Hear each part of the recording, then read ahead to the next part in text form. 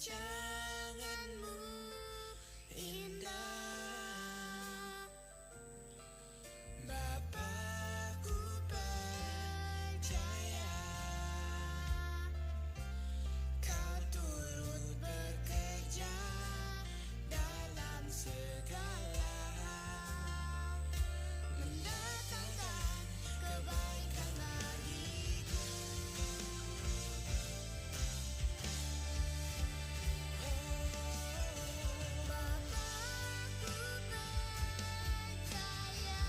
Bapakku percaya, rencanamu indah. Bapakku percaya kau turut bekerja dalam segala hal, mendatangkan kebaikan bagiku. Kau turut bekerja dalam segala hal, mendatangkan kebaikan bagiku.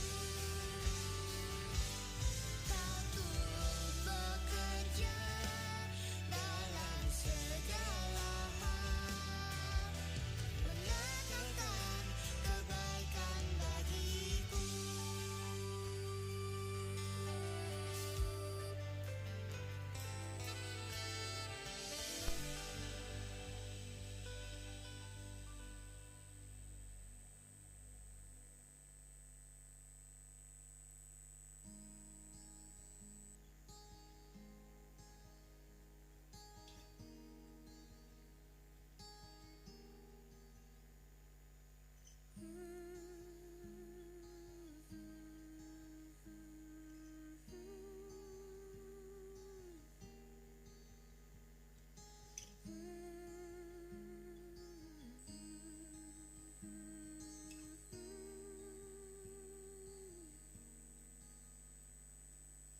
Kau hiasi kehidupanku dengan kemurahan-Mu.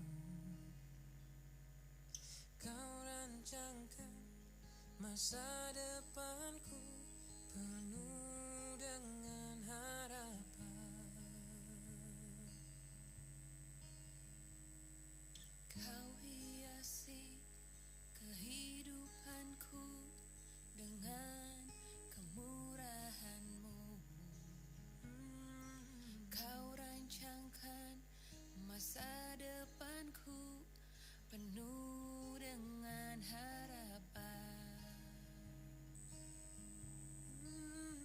Aku ada saat ini, semuanya karena kasih-Mu. Aku hidup hari ini, semua berkat kemurahan-Mu. Terima kasih, yeah. Shalom jemaat yang dikasihi Tuhan. Berikut protokol yang harus diikuti demi kelancaran ibadah kita. Yuk ikutan nyanyi. Pakailah masker, jangan lupa. Cucilah tangan, jangan lupa. Kalau masuk cek suhu dulu. Masuk lift jangan buru-buru. Di dalam lift jangan ngobrol. Salaman yuk dengan namaste. Bersihmu tutup dengan lengan. Jangan ngobrol di ibadah ya. Saat pulang gak desakan ya. Patuhi prokesnya, patuhi prokesnya, patuhi prokesnya. Demi kita bersama. Shalom, selamat pagi. Salam sehat, Tuhan Yesus memberkati saudara-saudara semua. Saudara-saudara, hari ini di tengah-tengah kita ada hamba Tuhan yaitu Bapak Pendeta Feli Anandayu dari GBT Kayu. Saya persilahkan berdiri Pak. Ya, kasih aplaus saudara-saudara. Ya, terima kasih. Mari kita akan sama-sama bangkit berdiri. Kita akan mulai ibadah raya yang pertama ini. Kita serahkan sepenuhnya ke dalam tangan pimpinan Tuhan. Bahwasanya pertolongan kita datangnya dari Allah Bapa, Khalik langit bumi dengan segala isinya, yang memelihara dengan kasih setianya dan yang tidak pernah meninggalkan perbuatan tangannya. Turunlah ke atas saudara-saudara semua anugerah dan sejahtera dari Allah Bapa dan Tuhan kita Yesus Kristus sementara kita beribadah kepadanya. Amin.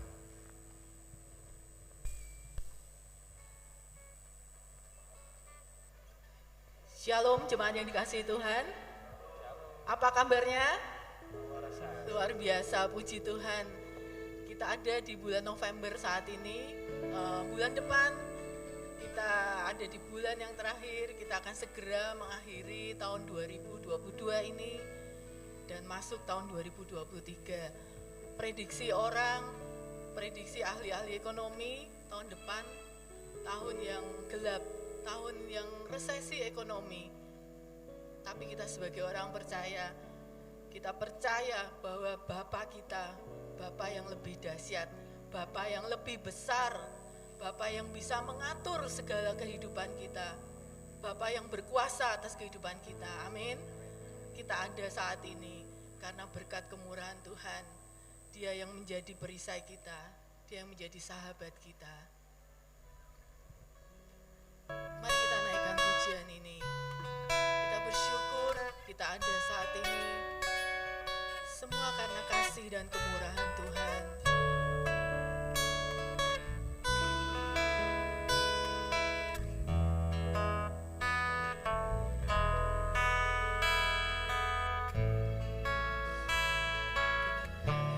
Yesus, terima kasih Tuhan.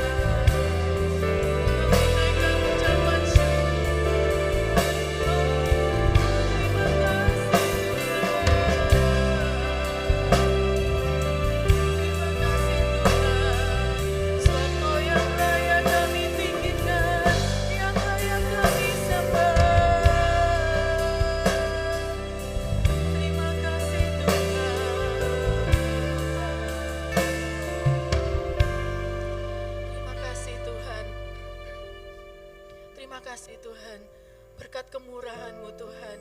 Anugerah-Mu selalu ada sepanjang umur kami Tuhan. Dan kami bersyukur Tuhan, kami memiliki Allah yang dahsyat, memiliki Bapa yang luar biasa untuk hidup kami Tuhan. Kami sungguh bersyukur Tuhan. Kami percaya Tuhan, Engkau Allah pengharapan kami. Engkau Yesus yang selalu ada bersama dengan kami Tuhan di dalam segala musim hidup kami Tuhan. Engkau menjadi sahabat kami. Engkau menjadi perisai kami Tuhan. Dan hidup kami Tuhan menyatakan mujizat-Mu Tuhan. Terima kasih Bapa, kami siap untuk menyembah Engkau pagi hari ini Tuhan. Kami percaya Tuhan, Engkau Allah yang hebat, Engkau Allah yang layak untuk kami tinggikan. Di dalam nama Yesus kami berdoa dan mengucap syukur. Haleluya, amin. Beri kemuliaan buat Tuhan. Haleluya. Hanya Dia sahabat kita, amin.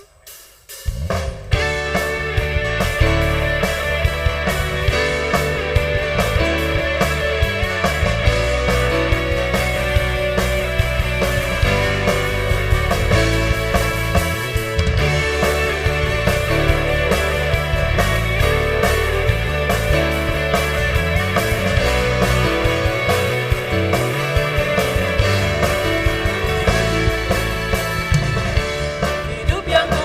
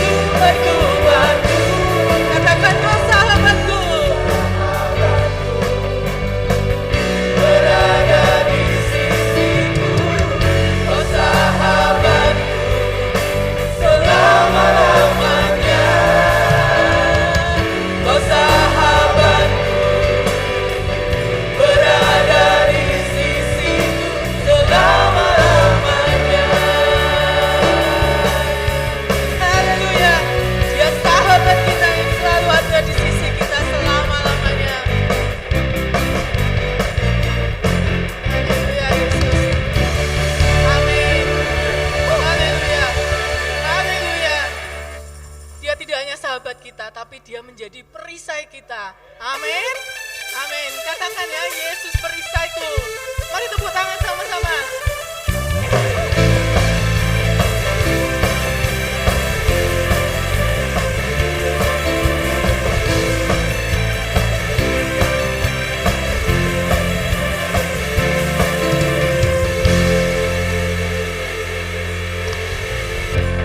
Tinggal dekatmu ku aman, hidup dalammu ku menang.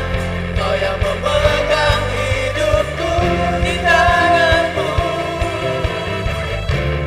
Kau menentukan langkahku. Ku berjalan di dalam kekuatanmu. Tuhan kau perisaiku. Kau perisaiku.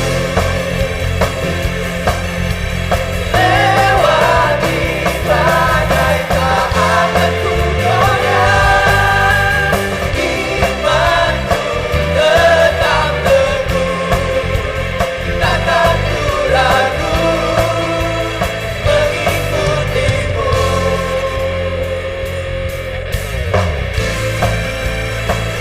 Hanya Dia satu-satunya perisai kita. Haleluya. Tinggal dekatmu ku aman, hidup dalammu ku menang. Kau yang memegang hidupku di tanganmu. Kau meneguhkan langkahku, Tuhan. Meneguhkan langkahku. Amin. Ku berjalan di dalam kekuatanmu. Tuhan kau perisaiku. Lewati badai tak akan ku goyah. Imanku tetap teguh, takkan ku ragu mengikutimu. Musik memuji Tuhan. Kita tepuk tangan sama-sama.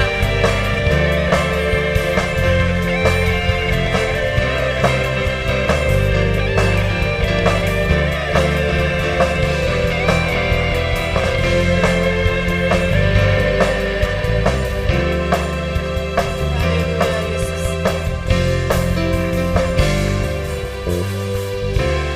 Kau meneguhkan langkahku. Dia meneguhkan langkahmu, Bapak Ibu. Ku berjalan di dalam kekuatanmu. Kekuatanmu. Tuhan kau perisaiku. Lewati badai tak akan ku goyah.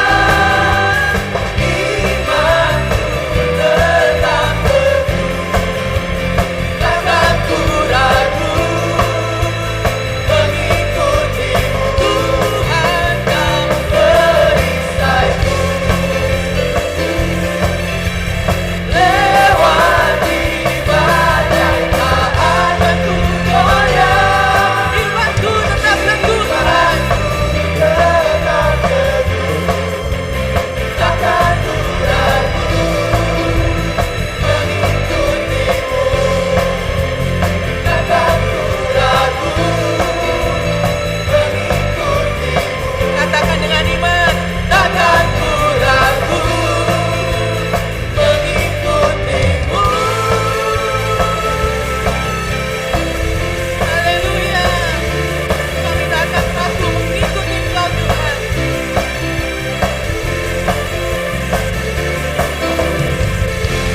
Beri sorak-sorai buat Tuhan. Haleluya, haleluya. Silakan duduk Bapak Ibu. Kadang ujian atau apapun yang kita lewati yang terasa berat sekali membuat kita patah semangat, membuat kita kehilangan akal untuk percaya, tetap percaya kepada Dia. Tapi Tuhan itu tidak pernah meninggalkan kita sedetik pun. Di saat kita mengalami kelemahan, Dia mengangkat kita.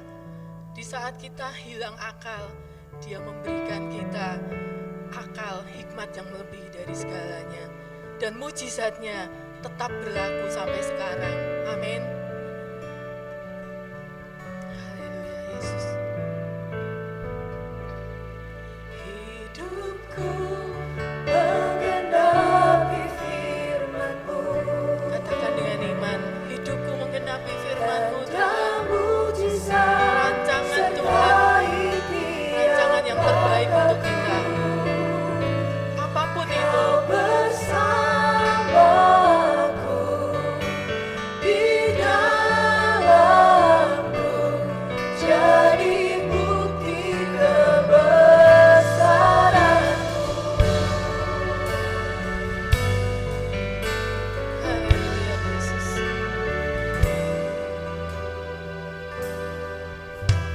Tuhan, Kau sempurna. Dialah yang sempurna. Dalam rencana-Mu dan karya-Mu, ku serahkan hidupku, murnikan dengan Roh-Mu. Tuhan, Engkau sempurna. Tuhan, Kau sempurna. Dalam rencana-Mu dan karya-Mu, ku serahkan hidupku, Saya undang Bapak Ibu untuk bangkit berdiri. murnikan dengan Roh-Mu. Mari angkat tanganmu, katakan, hidupku menggenapi firman-Mu Tuhan. Bahkan hal yang terburuk pun itu menggenapi firman Tuhan. Karena tidak ada yang buruk di dalam Tuhan. Tidak ada yang jelek di dalam Tuhan. Bahkan tidak ada yang hancur di dalam Tuhan.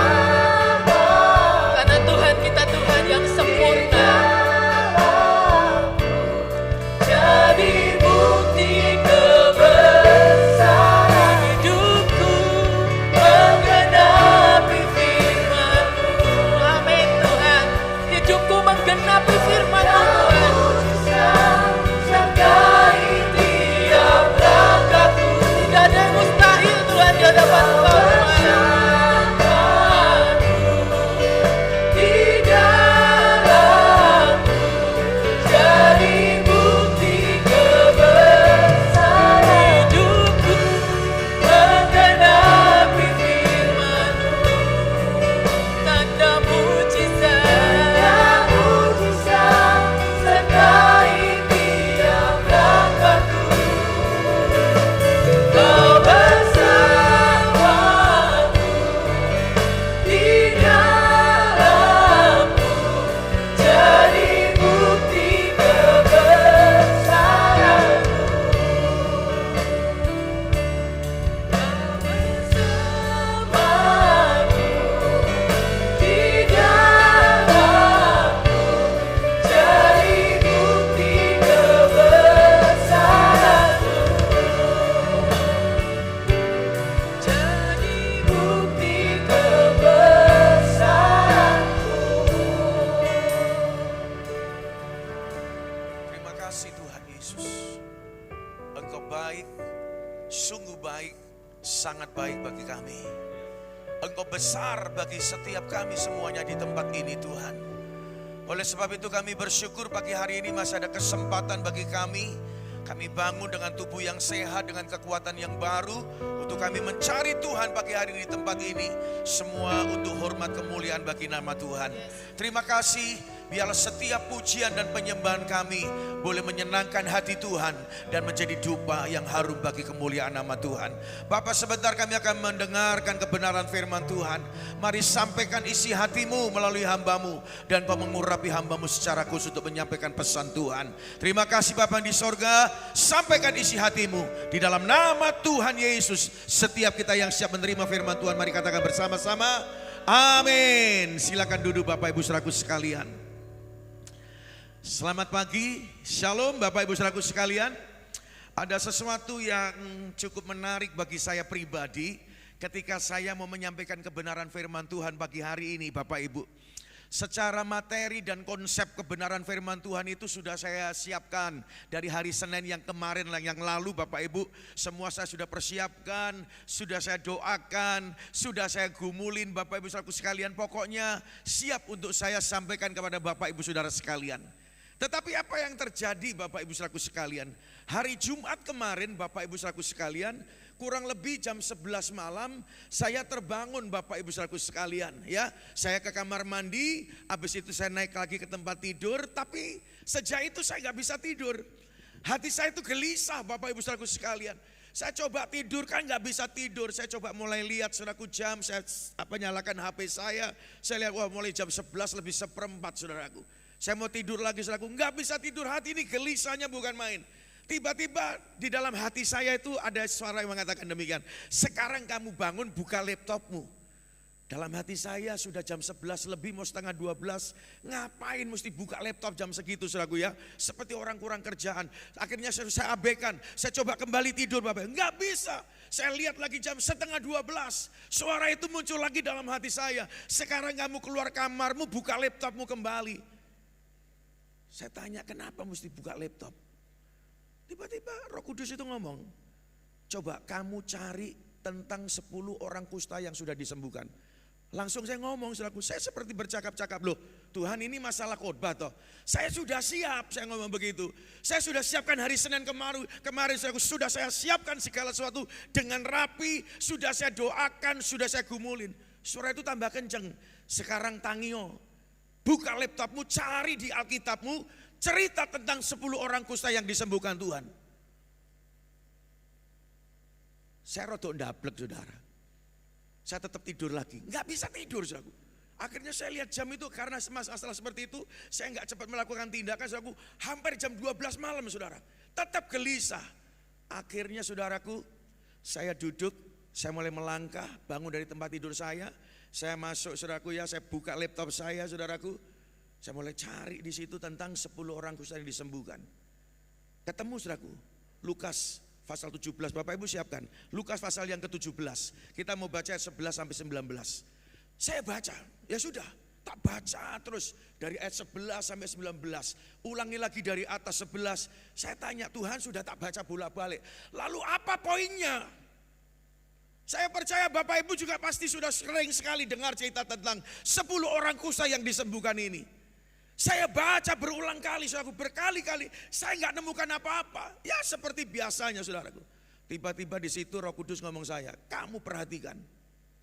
Mulai ayat 15, 16, 17, 18. Lalu saya mulai baca. Terus saya ulangi lagi. Wow. Tiba-tiba saudaraku seperti ada yang sedang ngotbahin saya. Suara itu hanya berkata, kamu diem, tutup matamu, saya yang ngomong sama kamu tentang ayat itu. Saya dengar-dengaran saudaraku. Ya, saya tutup mata, saya diem. Seolah-olah suara itu sedang ngotbahin saya malam itu jam 12 saudara. Saya tutup mata saya, suara itu terus khotbahin saudaraku tentang 10 orang kusta ini. Lalu dia ngomong begini, kamu ngerti sekarang poinnya? Nah, sampaiin nanti hari Minggu. Padahal saudaraku jujur, saya sudah nyiapkan tema khotbah hari ini adalah masih ada Tuhan, masih ada harapan. Itu tema yang sebetulnya saya mau sampaikan. Tapi hari Jumat Tuhan suruh ngubah. Kita mau baca dulu Lukas pasal yang ke-17. Kita akan baca mulai ayat yang ke-11 sampai ayat yang ke-19 Bapak Ibu saudaraku sekalian. Lukas pasal yang ke-17 ayat 11 saya mau baca, Bapak Ibu perhatikan. Ya, dikatakan demikian, ke-10 orang kusta. Dalam perjalanannya ke Yerusalem, Yesus menyusur perbatasan Samaria dan Galilea.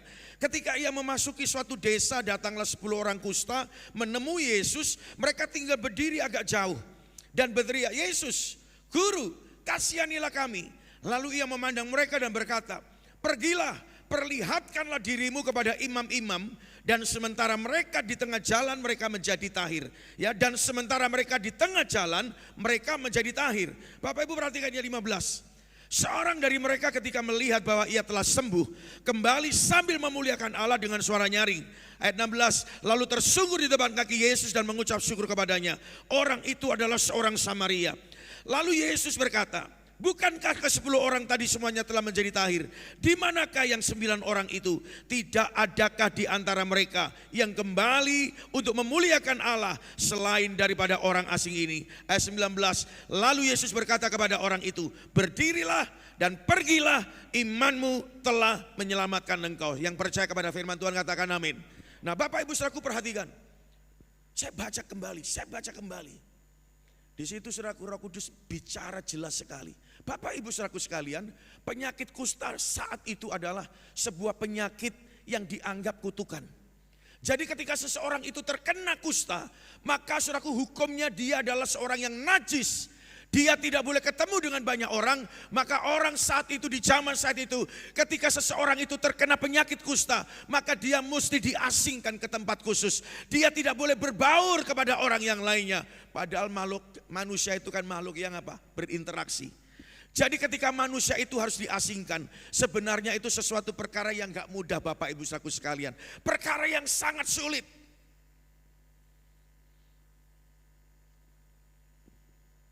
Yesus berkata, kamu tahu gak? Yang pertama, kusta itu bicara tentang kutuk.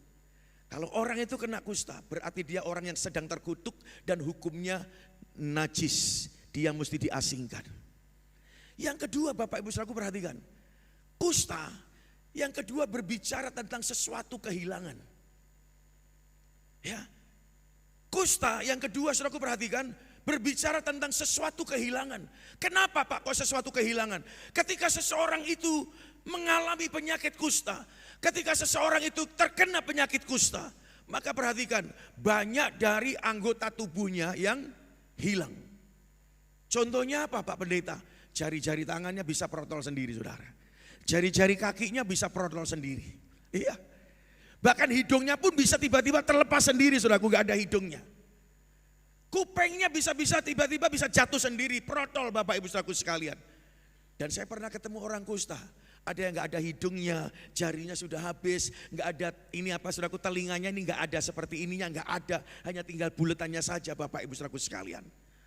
Di situ Tuhan ngomong, ketika seseorang itu terkena kusta, itu terkutuk, najis. Yang kedua, kusta bicara tentang sesuatu kehilangan. Wow. Nah Bapak Ibu Saudaraku sekalian, ketika Yesus sedang berada di perbatasan antara Samaria dan Galilea, ketemulah dia dengan 10 orang kusta tadi. Ya. Dan dari jarak yang cukup jauh, orang kusta ini 10 orang kusta ini bengok-bengok. Yesus, Guru, kasihani kami. Yesus berhenti dan melihat mereka. Lalu Yesus ngomong apa? Sekarang perlihatkan dirimu kepada imam-imam. Dan mereka nurut sama Tuhan Yesus saudara. Apa yang terjadi Bapak Ibu Saudaraku sekalian? Di tengah-tengah perjalanannya, Alkitab mencatat, mereka menjadi tahir. Mereka menjadi sembuh. 10-10-nya sembuh dari penyakit kustanya. Tetapi Alkitab juga mencatat, dari 10 orang yang sudah disembuhkan ini, hanya 1 orang yang kembali kepada Yesus. Tadi dikatakan ayat 17 dan 18, saudaraku saya ulangi lagi dikatakan demikian. Lalu Yesus berkata, bukankah ke-10 orang tadi semuanya sudah menjadi tahir? Di manakah yang 9 orang itu? Tidak adakah di antara mereka yang kembali untuk memuliakan Allah selain daripada orang asing ini? Jadi rupa-rupanya Bapak Ibu Saudaraku sekalian, dari 10 orang yang disembuhkan dari penyakit kustanya, hanya 1 orang yang kembali kepada Yesus. Dan 1 orang itu pun ternyata Yesus menyebutnya dengan apa? Tidak adakah orang asing selain orang asing ini? Kenapa Yesus menyebut orang ini orang asing saudara? Karena ternyata di ayat yang di atasnya Anda melihat, orang ini adalah orang Samaria. Orang Israel paling gak seneng sama orang Samaria. Orang Israel paling benci dengan orang Samaria. Mengapa? Karena orang Israel menganggap orang Samaria itu adalah orang kafir. Agamanya campuran. Mereka bukan orang Yahudi. Mereka bukan orang Israel. Agamanya campuran. Makanya orang Samaria di mata orang Israel saat itu adalah orang kafir. Orang yang tidak percaya kepada Tuhan. Tapi Anda perhatikan. Yang disebut kafir, justru dia yang tahu berterima kasih sama Yesus.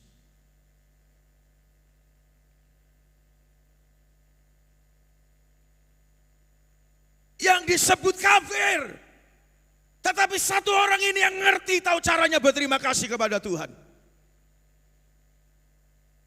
Roh Kudus ngomong tajam sekali saudaraku saat itu. Saya renungkan. Seperti dia ngomong ngutbahin saya, seperti saya ngutbahin Anda pagi hari ini. Dan yang luar biasa saudara. 10 orang ini semuanya disembuhkan. Tapi yang kembali hanya berapa orang? 1 orang. Apa bedanya yang 9 dengan 1 ini? Bapak Ibu perhatikan baik-baik. Yang ke-9 orang ini disembuhkan oleh Tuhan. Yes. Mereka ditahirkan dari sakit penyakitnya. Yes. Tapi 1 orang asing ini yang kembali lagi kepada Yesus. Perhatikan saudaraku. 1 orang asing ini bukan sekedar disembuhkan dari sakit penyakitnya. Tapi apa yang pernah hilang dari orang ini, Tuhan kembalikan saat itu. Wow. Jari-jarinya yang tadinya hilang, tiba-tiba bisa muncul sendiri. Jari kakinya bisa muncul sendiri. Hidungnya yang tadinya tinggal lubang pesek, aku mancung sendiri lagi. Telinganya muncul lagi, daun telinganya tumbuh lagi. Wow. Bapak Ibu saudaraku perhatikan baik-baik. 9 orang ini disembuhkan, yes. Tapi 1 orang ini yang kembali kepada Yesus. Bukan hanya dia sekedar disembuhkan. Tapi yang hilang dari dia, Tuhan kembalikan kepada dia ketika dia datang kepada Yesus. Oleh sebab itu temanya berubah. Bukan masih ada Tuhan, masih ada harapan. Tema pagi hari ini adalah mengalami pemulihan daripada apa yang pernah hilang dari hidup saya dan saudara. Saya percaya kita pasti pernah kehilangan, amin. Kita pernah kehilangan kesehatan kita.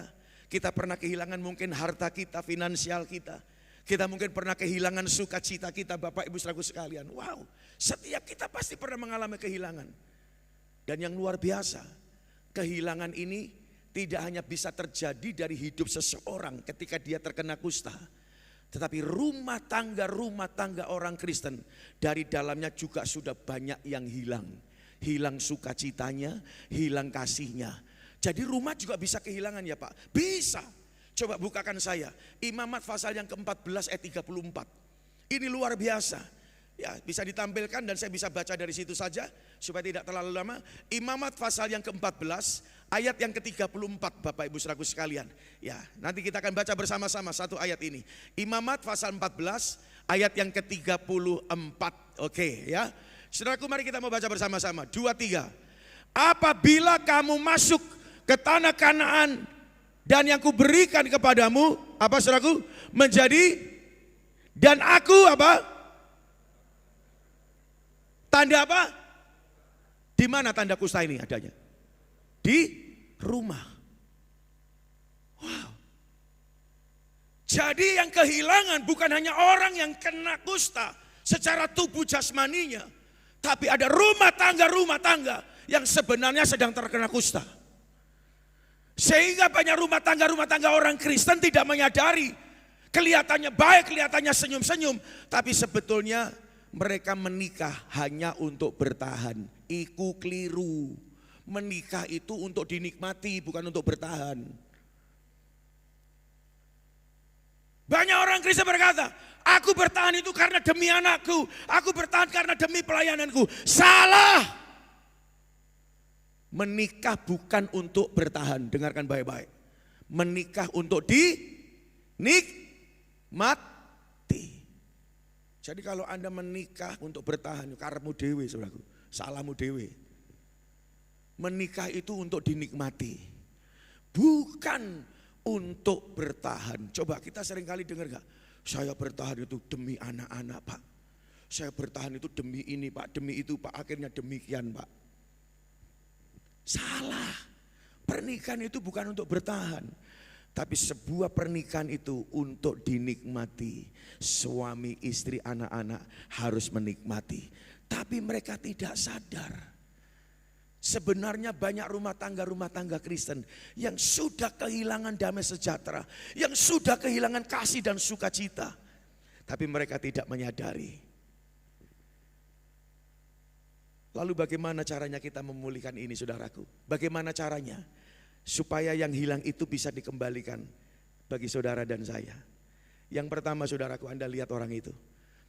Ayat yang ke-15 dikatakan demikian. Firman Tuhan, saya mau ulangi lagi.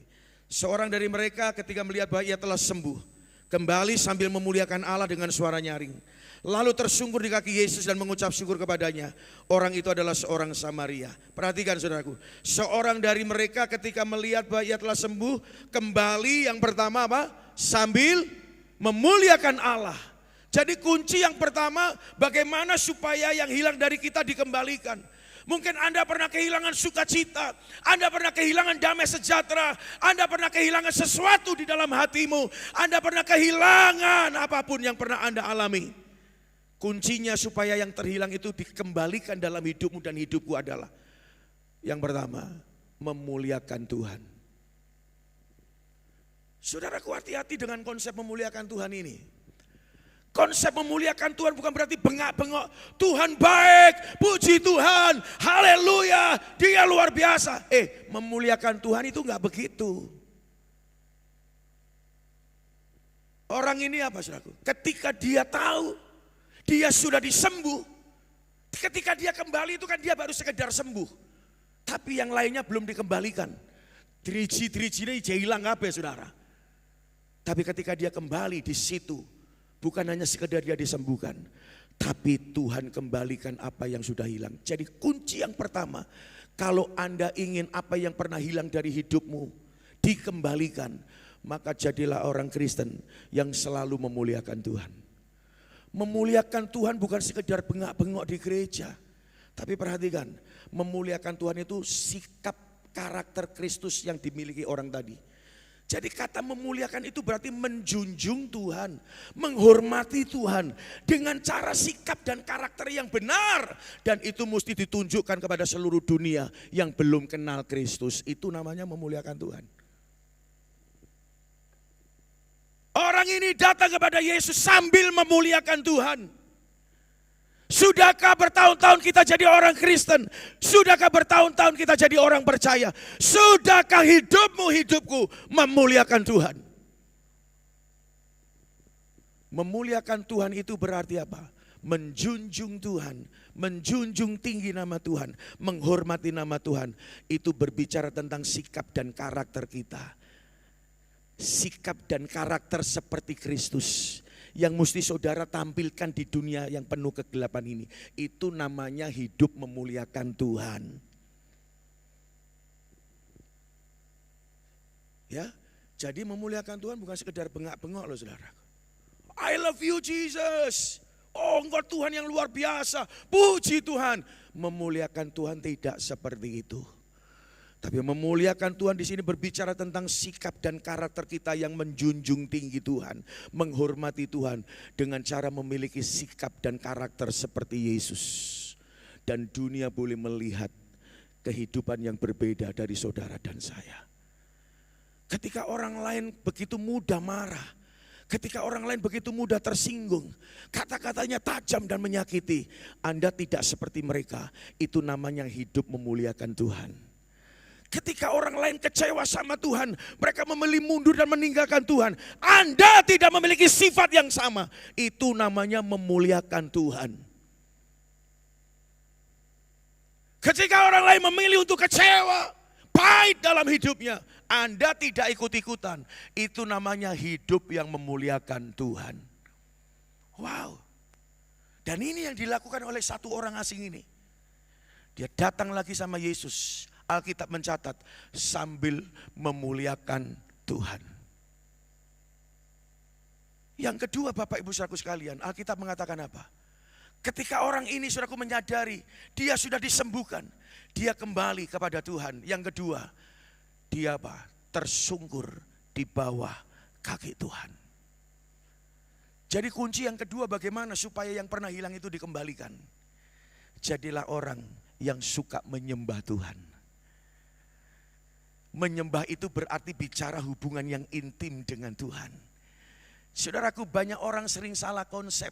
Menyembah itu bukan sekedar pujian. Menyembah itu bukan sekedar nyanyi. Menyembah itu bukan sekedar lagu. Menyembah itu bukan sekedar musik. Tapi dengerin baik-baik. Menyembah itu berbicara tentang ungkapan rasa cinta dan ketaatan kita sama Tuhan. Kata menyembah pertama kali itu ditemukan di kisahnya Abraham. Kisahnya yang menyerahkan itu ya Bapak Ibu Saudaraku sekalian, Ishak. Itulah pertama kali muncul kata worship. Ya Bapak Ibu Saudara sekalian. Itu juga muncul istilah love, cinta di situ. Ketika Abraham mengasihi Tuhan, sekalipun dia harus merelakan anaknya yang tunggal itu dikorbankan. Itulah worship. Rasa cinta, rasa taat kepada Tuhan, itulah penyembahan yang sejati Bapak Ibu. Ya, jadi pagi hari ini menyembah itu bukan sekedar Anda mengangkat tangan, Anda menyanyi. Menyembah itu bukan sekedar bicara tentang lagu dan musik. Perhatikan baik-baik. Menyembah itu adalah ungkapan rasa cinta saya sama Tuhan. Menyembah itu adalah rasa ungkapan ketaatan saya kepada Tuhan. Itulah penyembahan yang sejati. Dan tahukah Bapak Ibu Saudaraku sekalian, penyembahan yang kita lakukan sama Tuhan, disitulah kita akan mengalami sebuah pengalaman yang pribadi dengan Tuhan. Pengalaman pribadi penting bagi kekristenan. Pengalaman pribadi penting bagi kekristenan. Kenapa? Karena semakin banyak pengalaman saya secara pribadi dengan Tuhan, semakin banyak pengalamanmu secara pribadi dengan Tuhan, maka yang kedua, pengenalan saya dan pengenalan saudara kepada Tuhan itu akan semakin deep. Bagaimana Anda berkata dia penyembuh? Bagaimana saudara berkata Jesus Jehovah Rafa kalau saudara nggak pernah disembuhkan? Bagaimana saya mengatakan dia Jehovah Jireh, Allah yang mengadakan, Allah yang menyungkupkan, kalau saya nggak pernah tahu, kalau saya nggak pernah nol di bawah? Bagaimana saya bisa bilang Yesus itu yang menyediakan? Saya lagi doa pagi nyembah. Saya tahu hari itu saya harus mesti bayar sesuatu untuk anak saya, sekolah anak saya. Dan tahukah Bapak Ibu Saudaraku sekalian, sama sekali nggak ada uang. Dompet saya pun nggak ada isinya. Tapi saya tetap nyanyi. Saya tetap menyembah sama Tuhan. Penyembahan itu adalah ungkapan rasa cinta saya dan ketaatan saya sama Tuhan. Ketika saya menyembah, saya nggak berharap ada mujizat. Oh, nanti berkat itu datang, tidak. Saya hanya menyanyi. Saya hanya mengungkapkan rasa cinta saya kepada Tuhan. Melalui pujian yang saya naikkan saat itu, saudaraku. Hanya menyanyi, pakai gitar sendiri, saudara. Selesai amin tepat 5:30 pagi. Doa pagi kami 4:30 pagi, saudara. Tiba-tiba handphone saya itu bunyi. Ada yang messengers di Facebook. Dia berkata, "Shalom pastor, boleh nggak minta nomor rekening?" Dan Anda tahu, orang yang memberi saya berkat ini, yang minta tanya nomor rekening itu bukan orang Indonesia, bukan jemaat yang saya layani, orang dari Amerika, saudara. Dia hanya berkata, "Saya dengarkan salah satu khotbah Anda pastor, saya diberkati, boleh nggak saya minta nomor rekening?" Saya pikir dari Indonesia, ternyata kami ada di US, ada di Amerika. Dan tahukah Bapak Ibu Saudaraku sekalian, dia transfer saya hari itu juga. Dia katakan, "Oke pastor, dicek." Dia minta nomor WA saya, saudaraku, dia japri. Dan yang ditransferkan dia persis yang saya butuhkan, tidak lebih, tidak kurang. Saya bisa berkata, dia Tuhan yang menyediakan. Dari mana? Dari pengalaman pribadi saya.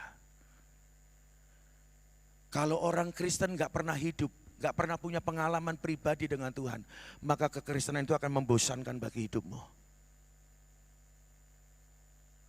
Kekristenan itu penuh dengan dinamika dan kreativitas dari Tuhan kita. Makanya ada istilah mujizat yang kreatif. Karena Tuhan bisa mengadakan dengan cara-caranya yang penuh dengan kreativitas. Oleh sebab itu Bapak Ibu Saudara, dari mana kita mempunyai pengalaman pribadi? Dari worship. Dari menyembah, dari ibadah seperti ini. Daripada ketika kita berdoa, saat ketika saudaraku dengarkan firman Tuhan, maka Anda akan mengalami sebuah pengalaman-pengalaman pribadi bersama dengan Tuhan. Dan itu yang akan mengubah hidupmu. Saya mau kasih tahu, yang mengubah Saulus menjadi Paulus bukan agama Kristen. Sorry. Yang mengubah Saulus menjadi Paulus adalah ketika di tengah perjalanannya Saulus bertemu dan berjumpa dengan Tuhan. Itu yang mengubah Paulus. Jadi pastikan setiap ibadah seperti ini bukan eksistensi. Ini loh Pak Lukas, aku hadiri loh. Setorai saudara. Ibadah bukan sekedar rutinitas. Tapi ibadah adalah panggilan hati saudara. Rasa cinta kita sama Tuhan. Kalau saudara punya hati yang seperti itu, Anda tidak akan pernah membiarkan kursi-kursi yang kosong ini kosong tiap hari Minggu. Karena ada rasa cinta dan butuh Tuhan. Amin.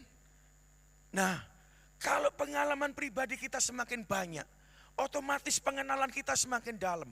Nah, kalau pengenalan saya saudara semakin dalam, iman kita akan semakin tangguh dan kokoh, tidak mudah tergoncangkan.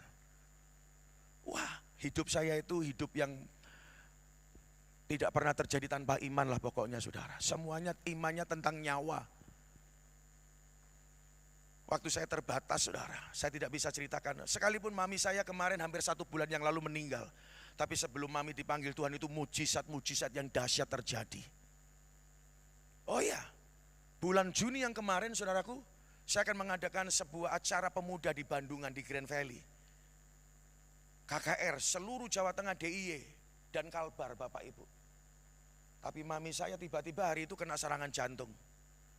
Tensinya tinggal 60-40, bukan hanya terkena serangan jantung, karena tensinya drop, akhirnya terkena stroke juga, masuk di ruang ICU. Padahal saya itu Senin sudah harus berangkat, Selasa Rabu ada KKR Bapak Ibu.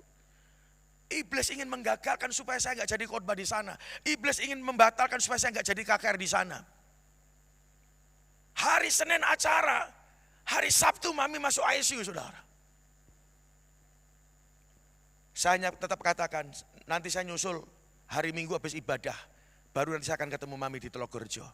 Bapak Ibu saudaraku sekalian, singkat cerita.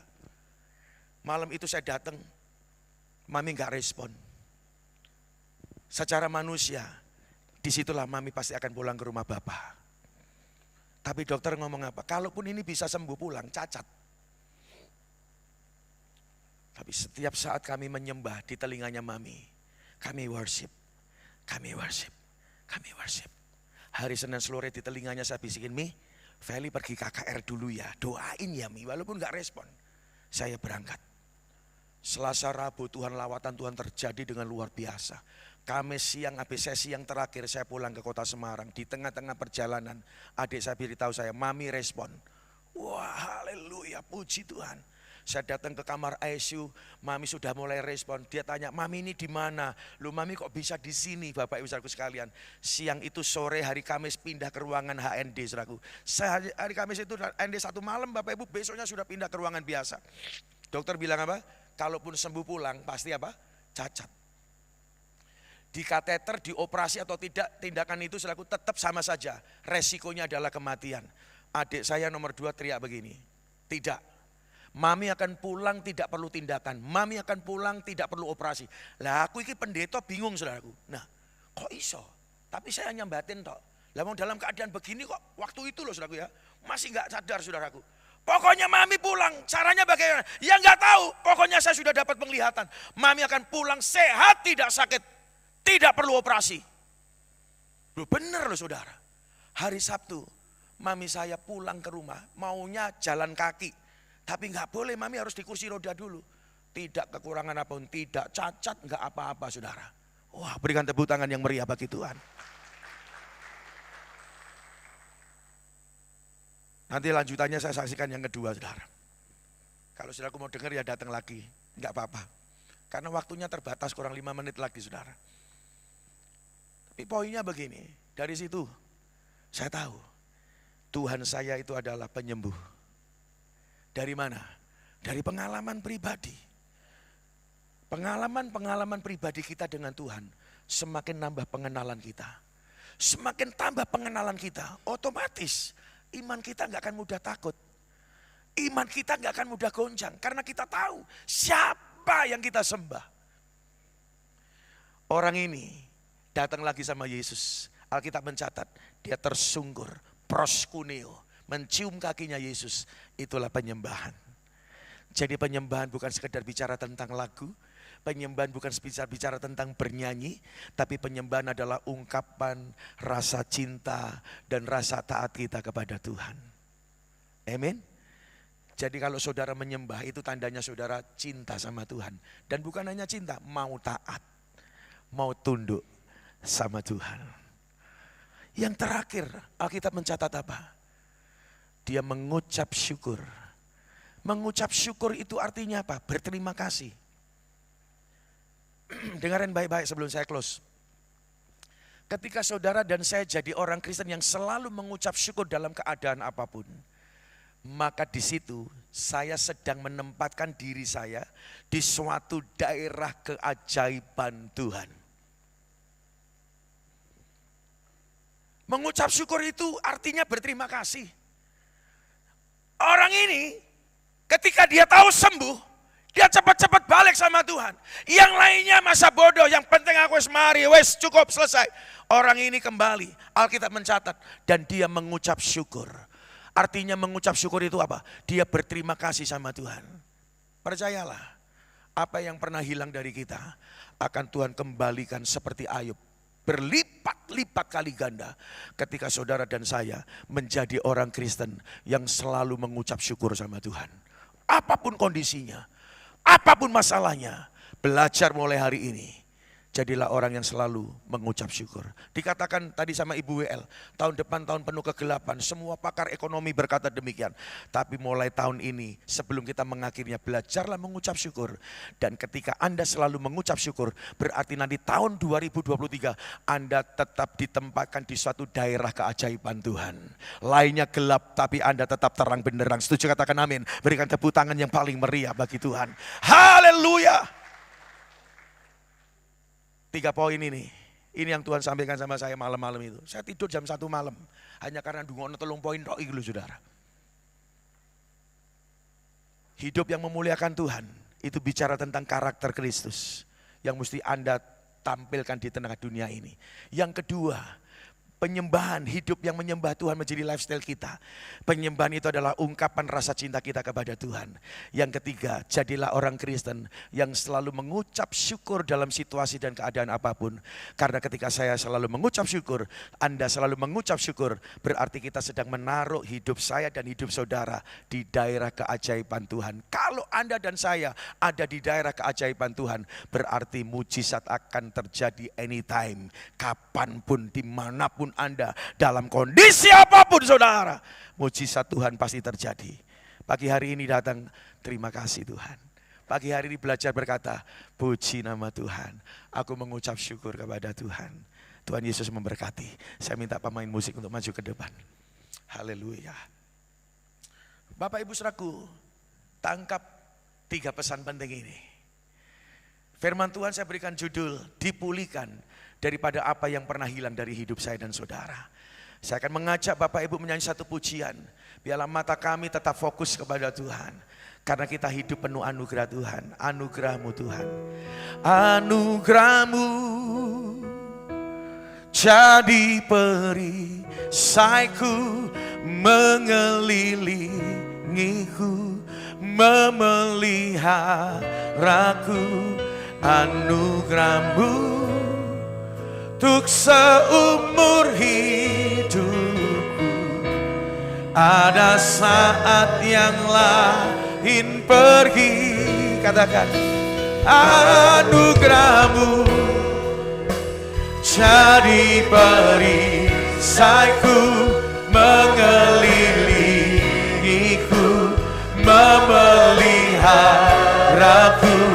Anugerah-Mu untuk seumur hidupku terjadi dalam. Mari saya undang kita bangkit berdiri bersama-sama, katakan, anugerah-Mu jadi perisaiku, mengelilingiku, memelihara.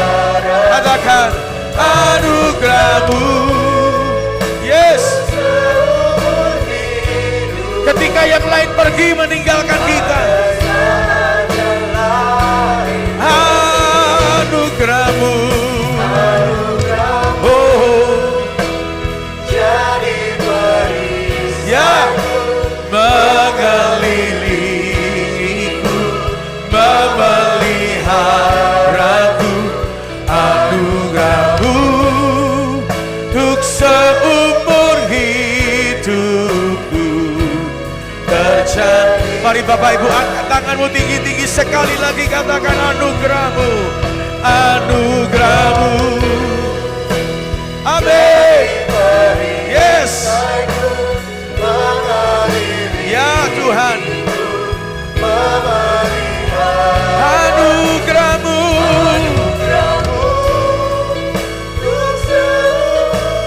yes, yang lain pergi, anugerah-Mu jadi perisaiku, mengelilingiku, memelihara. Anugerah-Mu untuk seumur hidupku terjadi dalam hidup. Anugerah-Mu, anugerah-Mu untuk seumur hidup. Anugerah-Mu untuk seumur, anugerah-Mu untuk seumur hidupku terjadi dalam hidupku. Bapak Ibu tutup mata saudara. Berapa banyak Anda yang pernah kehilangan sesuatu, Anda rindu Tuhan pulihkan dan Tuhan balikan. Angkat tanganmu tinggi-tinggi. Hamba-Mu berdoa buat setiap mereka yang mengangkat tangan. Apa yang pernah terhilang dari kehidupan mereka, hari ini, pagi hari ini Tuhan pulihkan kembali. Kembalikan apa yang hilang dari hidup mereka. Dan jadikan kami anak-anak Tuhan yang senantiasa memuliakan Tuhan, menyembah Tuhan. Dan ajari kami dan jadikan kami orang-orang percaya yang selalu bersyukur kepada Tuhan. Berkati ibadah kami yang pertama. Biarlah firman Tuhan hari ini menjadi rema bagi setiap kami Tuhan. Biarlah firman bagi hari ini menjadi kekuatan bagi setiap kami. Terutama yang mendengarkan pagi hari ini Tuhan. Jadikan mereka kuat Tuhan. Yang sakit disembuhkan, yang lemah dikuatkan. Mereka dipulihkan di dalam nama Yesus. Iman kami adalah iman yang tangguh, tidak mudah goyah karena pengenalan kami kepada Tuhan. Terima kasih Tuhan Yesus, terima kasih. Kami percaya Tuhan ada, kami dijamah dan sudah dipulihkan. Di dalam nama Yesus kami berdoa. Haleluya. Yang percaya berkata amin. Silakan duduk, Tuhan memberkati.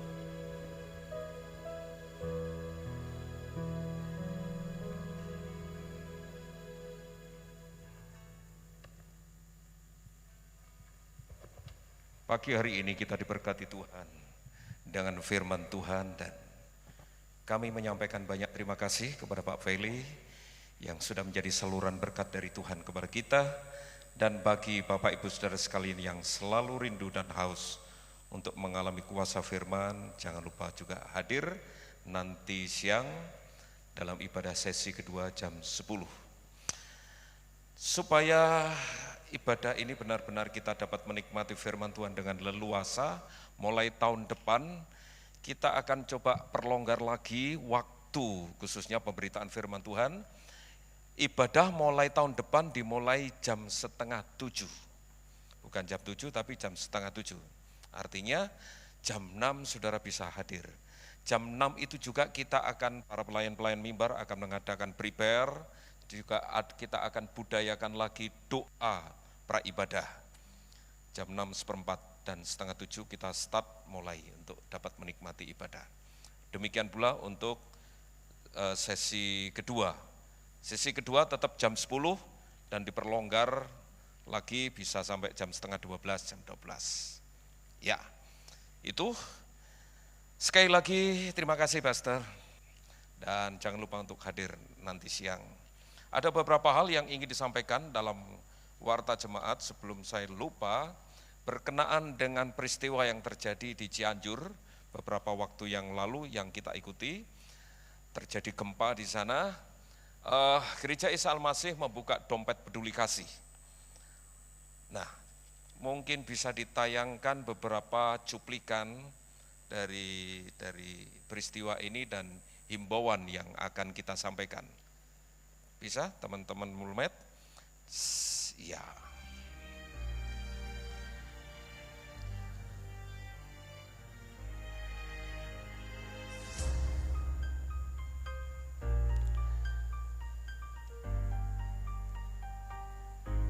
Lebih ada jiwa yang hilang di sana.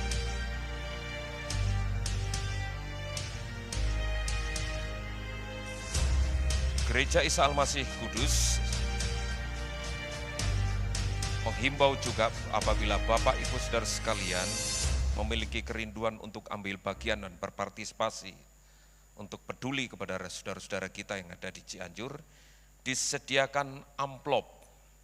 Ya di sana disediakan amplop GIA Peduli Cianjur. Bagi Bapak Ibu yang mengikuti informasi atau digital broadcast dari Warta Jemaat, di situ ada nomor rekening yang bisa diikuti. Tetapi bagi Bapak Ibu Saudara sekalian yang ingin terlibat dalam pelayanan peduli kasih ini, bisa melakukan atau memberikan sumbangan saudara melalui angpau yang sudah kita sediakan, dan itu akan kita salurkan kepada saudara-saudara kita melalui Gereja Isa Al-Masih secara sinode.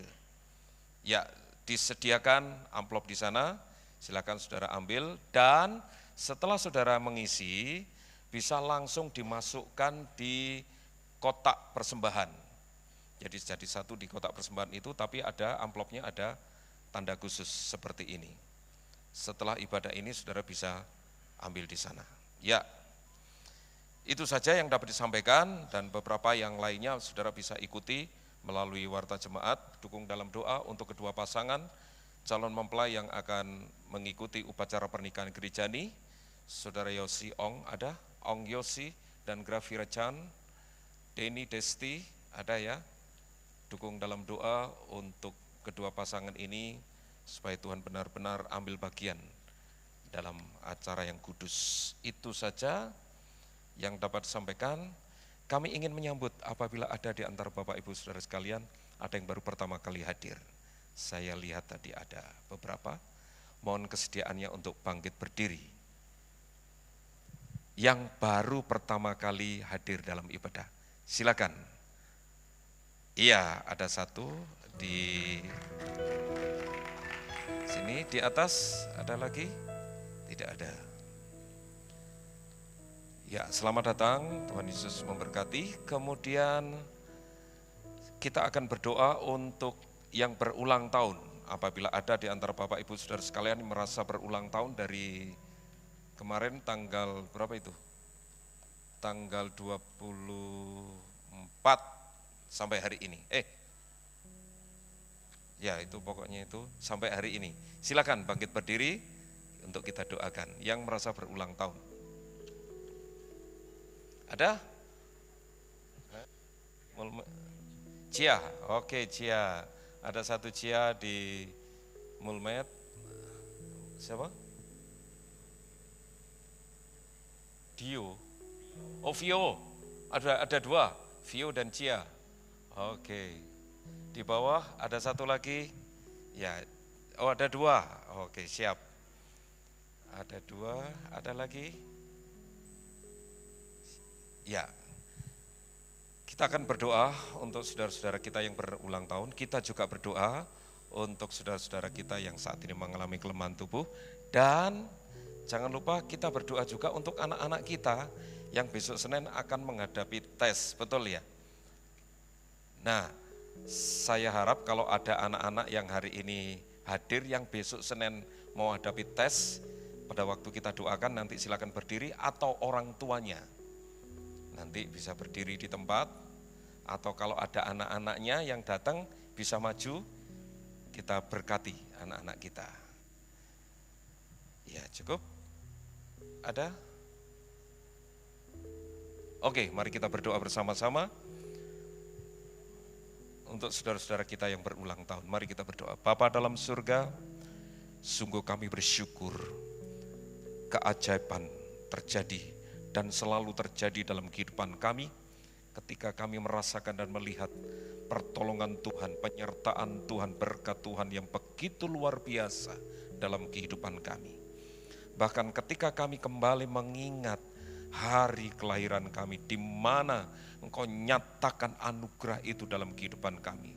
Sungguh kehidupan ini ajaib dan dahsyat, dan semata-mata oleh karena anugerah Tuhan. Oleh sebab itu, bagi saudara-saudara kami yang saat ini merayakan hari ulang tahun mereka, dimanapun mereka berada, yang saat ini mengikuti ibadah di tempat ini, bahkan mengikuti ibadah secara online, tangan Tuhan tidak kurang panjang untuk menjangkau anak-anak-Mu, untuk menyatakan kuasa, memberkati anak-anak-Mu ini.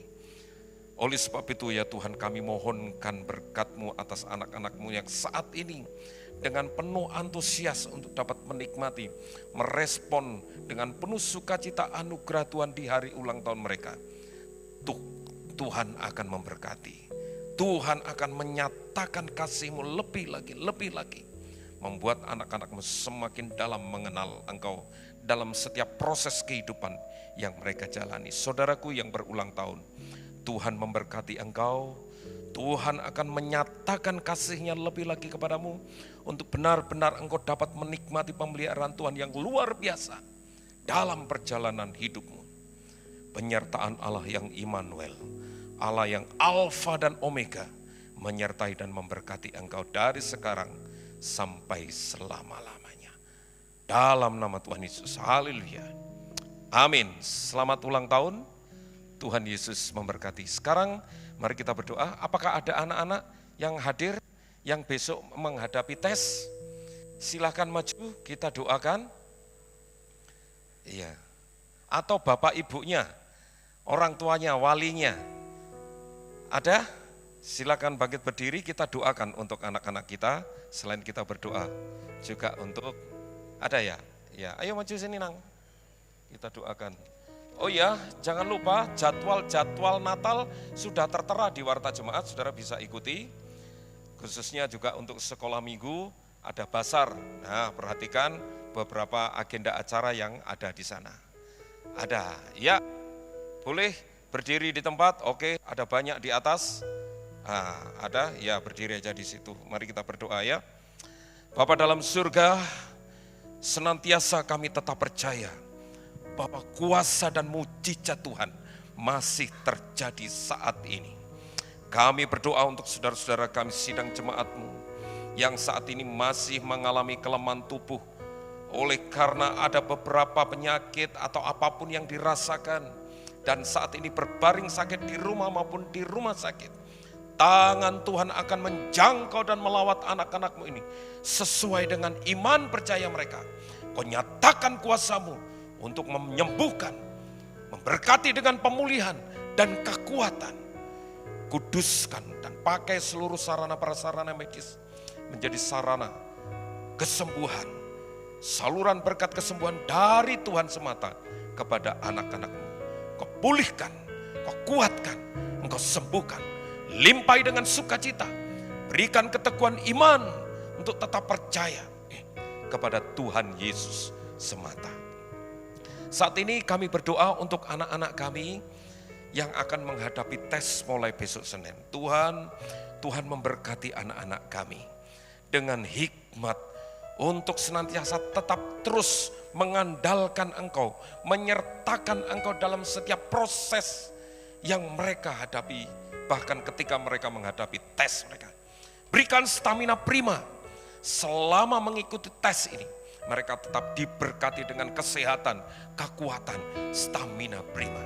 Berikan hikmat untuk dapat menyerap, menangkap, bahkan mengingat seluruh materi pelajaran yang diberikan oleh guru mereka. Dan mengaplikasikannya melalui jawaban-jawaban yang harus mereka isi dari lembar-lembar tes mereka. Tuhan memberkati anak-anak kami, Tuhan menolong, Tuhan menyertai, dan selalu ada dalam kehidupan kami. Terima kasih Tuhan. Di dalam nama Tuhan Yesus kami bersyukur dan berdoa. Haleluya. Amin. Ya. Buat anak-anak, selamat berjuang. Tuhan Yesus menyertai. Waktu selanjutnya saya serahkan kepada Bapak Pendeta Lukas.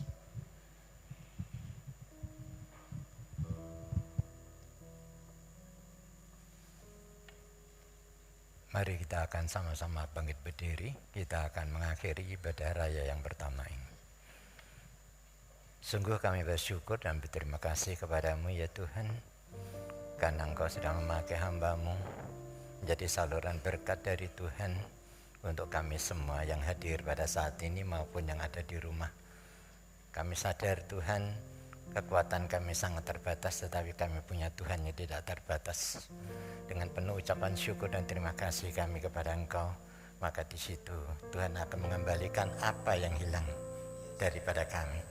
Oleh karena itu Tuhan, kami rindu agar Tuhan juga yang akan memakai hamba-Mu di dalam ibadah yang kedua nanti, sehingga berkat yang sama akan menjadi bagian kami sebagai orang-orang yang percaya kepada Engkau.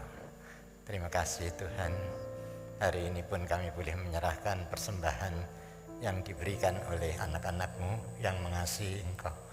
Kiranya Tuhan akan kuduskan persembahan anak-anak-Mu ini agar berguna bagi kelancaran pekerjaan Tuhan di tempat ini. Dan kami percaya Tuhan bahwa Engkau akan memberkati anak-anak-Mu dengan berkelimpahan, supaya nama-Mu saja yang ditinggikan, dipermuliakan kekal selama-lamanya.